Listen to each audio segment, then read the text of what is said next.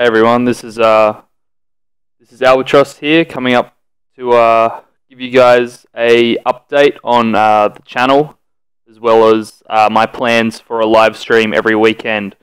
But also, for this video's sake, I'll be bringing to you another video of a map breakdown, chosen by a few viewers in the comment section. Instead, I was going to do Endor, but now I've chosen to do Hoth. I think I know a lot about the map, and I thought I'd give you guys some tips and tricks on how you can extend your kill streaks, win the game, and overall dominate the map. So anyway, I'll start off with an update on what I'm going to be doing with the live stream. I've chosen to make a schedule.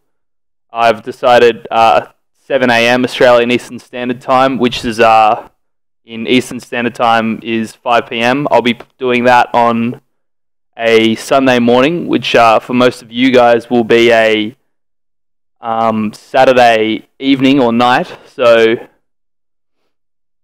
when I eventually do load up the stream, either next week, hopefully I'll see you guys there. So anyway, in terms of overall channel maintenance, I've recently begun playing Halo 5 a lot more, and seeing as there's a lot more competitions around, I'll probably be playing that a lot more, so I'll have a little less time to play Battlefront. But what I've decided to do is I'll still be playing a lot on weekends. I always have been playing on weekends. That's what I've been doing like ever since the game came out, so you can still expect me on during those times. And as I'll be streaming Sunday morning, you'll be able to interact and play matches every Saturday night, so that should be good. So now that that's all out of the way, we'll head on to the actual map breakdown. So I decided I'd want to have a look at the loadout first before we went in, same as the Junland Wasteland map. I'm actually kind of conflicted on what star cards I want to use for this game mode. So I decided Personal Shield, Back to Bomb, Berserker, like that's like my all-round loadout. But I tend to find a lot of success as well with the Pulse Cannon and Bounty Hunter trait on Hoth. Well, because you get a lot more range and a lot more variety in what weapons you can use. You can use like all the pickups like from the Bounty Hunter trait, and you can obviously snipe people, so that's a lot better. Hoth is a lot more long range. But honestly, in my honest opinion, I'd definitely say that the Back to Bomb is the go-to for every map. So in terms of like the character, I'd probably just go any old white stormtrooper. Doesn't really matter too much, as long as you're not the black one getting shredded from A-Wings above, that's fine. So for demonstration's sake, I'd actually want to try out the new skirmish mode. I think that'll provide a great opportunity for me to show the practicality of all the things I'm saying, because there are bots on the map, and maybe I can even show you some spawns and spawn rotations, although it'll be a lot harder to manipulate spawns, seeing as you don't really have teammates to do so. But anyway, so we'll jump right into it. I'll put it on normal because I don't really want to get shot and killed in the demonstration, so I'll start that up. Alright, so we're going to be jumping on board with the Galactic Empire at the moment. Jump pack and Pulse Cannon just for demonstration's sake. E3 as always, so we're going to be starting it off.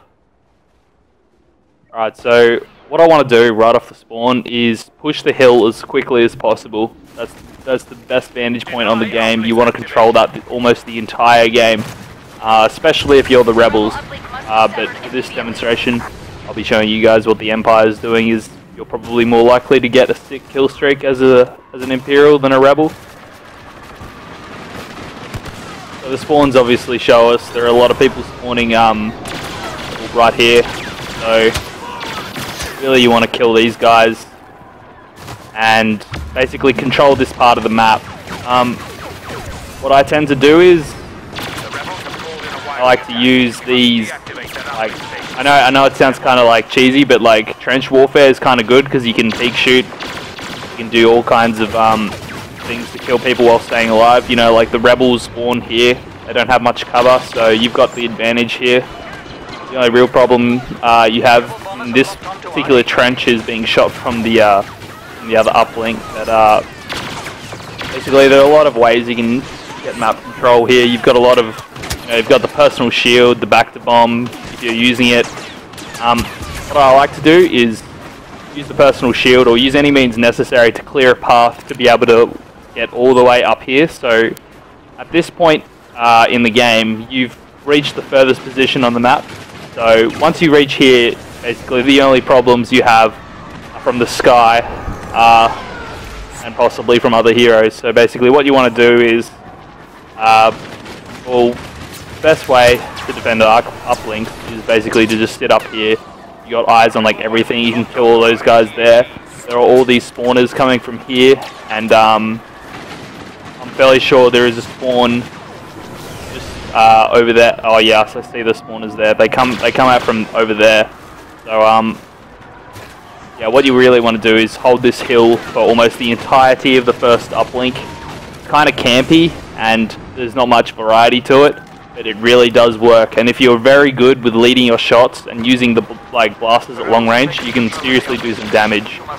So you're sitting here, you just want to rotate these spawns. They all spawn down here. I don't know, I think that's pretty much it. From this vantage point, you can also look for a lot of heroes. I mean, you can just like peek at all the hero tokens. It's really easy to pick them out from up here. Yeah, so that's pretty much like the first uplink done. Really, all you want to do is angle away from people. Like, really, like when you're up here, you've got like serious height advantage. So basically, you just get some shots off, like come back, you know, maybe pop a Viper droid up there, maybe just like pretty much use all the power-ups to the best of your abilities and eventually get shots off as much as you can, really, and staying alive. So this is the furthest point on the map. If there are scenarios where you can't really get up on top of this hill, I know lots of rebels like to come up here. They tend to jetpack on top of the hill, and it's very hard to like know when they're coming because you're so like distracted from, you know, either defending the uplink or killing all these spawners in this ditch here, or shooting everybody in the trenches. But assuming they're not using the scout trait, you can use the radar, and if you have the awareness, you can use it. Like, you can pop the personal shield, especially if you get caught off guard. You know, you can drop down here and get shots off. Like, there's a multitude of ways that you can stop people from jetpacking up. It's a lot more helpful if you have a spawn partner, because if you're working together, I know if anybody has played any kind of campaign or single player mode in Halo, basically, like what everybody used to do in Halo, the split screen was, play co-op. There was two of us. If one person dies, the other person just, sits back, just waits, and then once they're safe, your teammate can spawn on you, and then you can continue dominating the other team. So, the final note on this part of the map is if you cannot get the hill, you need to use the bottom of the hill for cover. Basically, what you can do is you can rotate these spawns. So when you're here, you can angle away from the majority of the enemy, like on this side of the map, and you can use the walls to essentially peek shoot spawners coming from here, like trying to get the uplink. So what you can do is, you can get shots off there. Once you kill them, you can use the walls over here, peek shoot, and get shots off. The biggest success in any shooter is to use the cover. The strafe doesn't really matter. Like there's no better strafe than just sitting behind a wall and peeking out. So now that first phase is done, I'll show you what I do on the second phase. So when the second phase finally hits and the Y-wings go in, basically I just go super aggressive. I jump up on the hill. I try and get as many shots off on the guys shooting the walkers here. There'll be a lot of guys shooting the walker from this side of the map, so you can obviously get a lot of kills here. When they spawn on the second uplink, they have 3 main spawns. 2 of them spawn inside the base, and there's another one that spawns over there in that canyon I'm looking at right there. So the best way to win the game or go for like kill streaks on this section is to basically push the base as hard as you can. I know that sounds very dangerous and sometimes it can be very scary, but honestly that's the only way to do it, and it's highly challenging. Any map that has like a large kind of base, it's definitely very hard to get spawn kills on, so I might actually grab Boba Fett, so that's odd.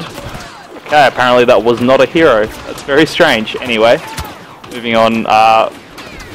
So yeah, to win the game, really you want to block this whole spawn. Like that is if you want to win the game. If you want to go for high kill streaks, like there are different strategies. But for winning the game's sake, you want to block this spawn. Like an ATST is by far the best way to block any kind of spawn point, because it's just so big.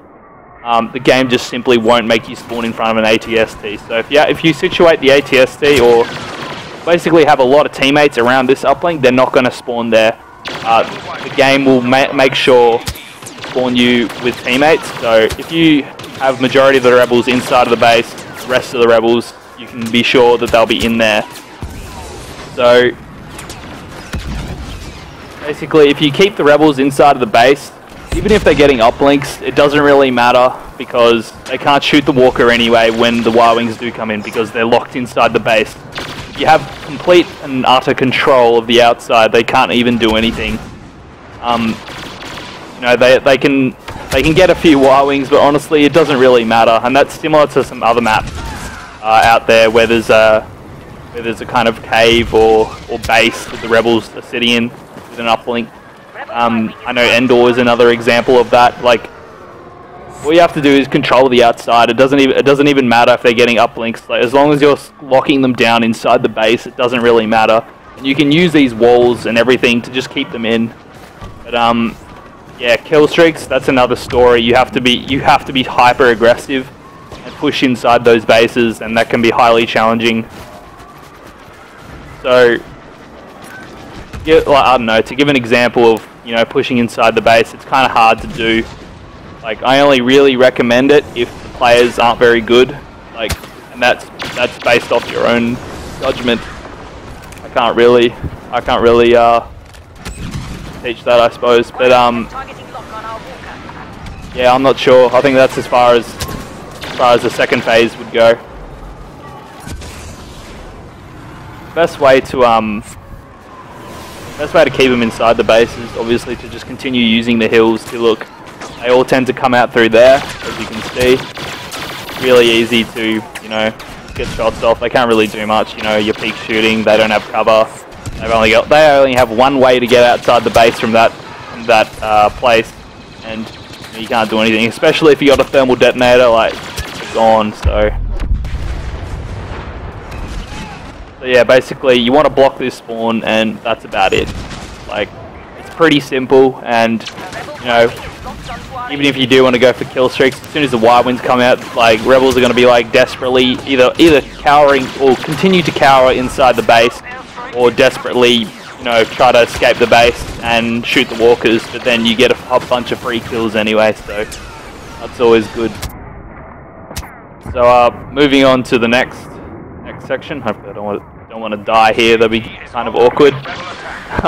Anyway, so when the Y-Wings eventually does come in, I push up straight away, like, no time to waste. For this part, I highly advise you don't go like around the uplinks. You can just defend them from the hills. It's a lot easier just to do that. When you're coming up to the second uplink here, like, a lot of rebels like to retreat through the base, and they like to come out here, so you always have to be careful of that. Like, I tend to just, like, keep my distance, like, wait for teammates, and generally hold up the play until help arrives, or the next uplink eventually does place. So You can see now that rebels are slowly pushing up. I don't think the AI come through this base for some reason. Like in an actual game mode, you probably see a lot more rebels like retreating through, or the intelligent ones who hid in the base anyway. But yeah. So the main strategy here is you want to just continue. You want to continue pushing up. You know, like people tend to like run through these crevices. Like I think the best advice for like pushing up is to just take it slow. Like wait for the enemy team to make the mistakes before you do. I know that sounds kind of weird, but like I don't know, you take it as slow as possible. Use cover. Like you have a lot of cover here. Like if you're just like sprinting out like that, unprepared, you're gonna get taken out. But yeah, there's loads of ways you can you know, use the map geometry, the jump pack. I got caught out there sprinting, so real game I probably would have died. But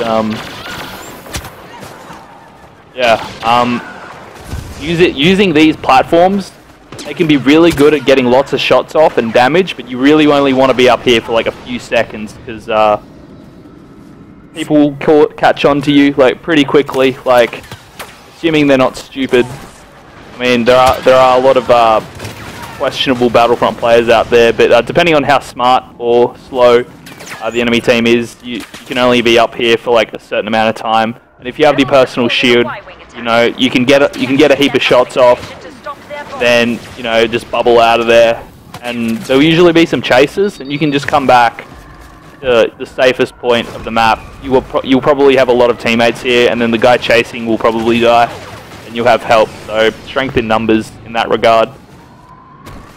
There are like 3 main spawns on this part of the map. I like to get lots of spawn kills in the canyon up ahead. They tend to spawn there a lot, assuming your teammates aren't blocking the spawns. Teammate locations and rebel locations are the most important like aspect in how the game chooses spawns. So if you're sitting here, you can be 100% certain rebels are not going to spawn there. So that's just how the game works. That's how a lot of shooters work. It's just the game's way of making sure you can't spawn kill.